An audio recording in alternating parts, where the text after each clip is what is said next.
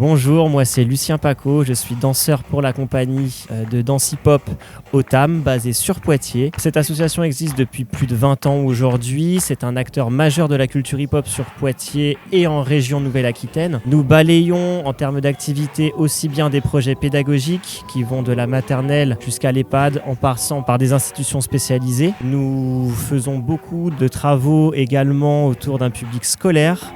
Nous faisons aussi du travail professionnel avec des spectacles pro de la compagnie. Nous faisons aussi des ponts entre les amateurs et les professionnels. Nous continuons aussi notre activité via de la médiation tout autour de Poitiers. Et nous organisons des événements à rayonnement régional ou national. Et aujourd'hui, nous sommes ensemble pour la manifestation Get on the Floor à la rotative Maison des Projets, pour la compétition nationale des danses hip-hop.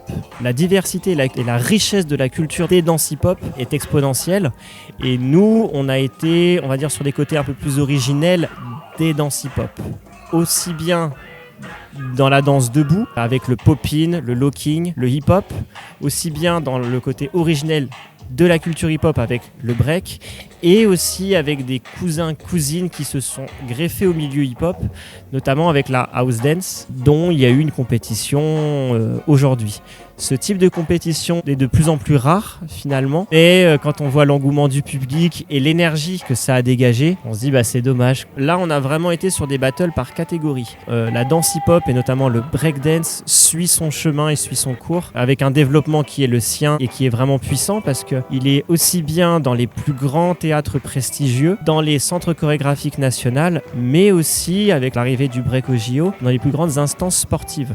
Donc à partir de là, le break et les danses hip-hop suit naturellement son chemin. Là, on voulait vraiment revenir sur le côté originel, le côté technique des danses hip-hop avec une musique spécifique, une gestuelle spécifique, des jurys spécifiques et puis une ambiance spécifique au niveau du public. C'était vraiment un événement par les danseurs, pour les danseurs, mais en même temps une ouverture au public qui est venu présent, qui vient présent.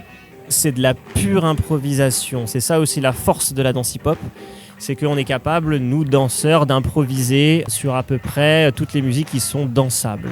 Donc ça, c'est vraiment la puissance de la danse. La puissance aussi de la danse hip-hop, c'est qu'elle est présente partout, dans tous les milieux sociaux et dans tous les pays, n'importe où dans le monde, il y a du hip-hop. Chaque danse a ses codes. La beauté de l'improvisation, c'est que c'est de la danse à l'état brut, c'est de la danse à l'état pur, où on a le droit à l'erreur. Parce que voilà, une improvisation parfaite, ça n'existe pas. Il y a ce côté magique, il y a ce côté échange avec le public, avec la musique, avec l'adversaire, avec le jury. L'osmose de tout ça fait que il y a une espèce d'enjeu, il y a une espèce de transe qui se fait où le danseur montre son univers. Et là, à nous, danseurs, de mettre le public dans la poche, essayer de respecter la musique, avoir le dialogue avec la musique, avec le public, en respectant les codes de cette danse-là, en respectant aussi l'adversaire qui est en face de soi. Le fait que ce soit improvisé, ça laisse aussi place à de la magie et à une interaction avec le public, par exemple, ou avec la musique. Et après, c'est aux danseurs de faire en sorte de s'adapter quoi qu'il arrive et de montrer que tout ce qu'il a fait, c'était prévu.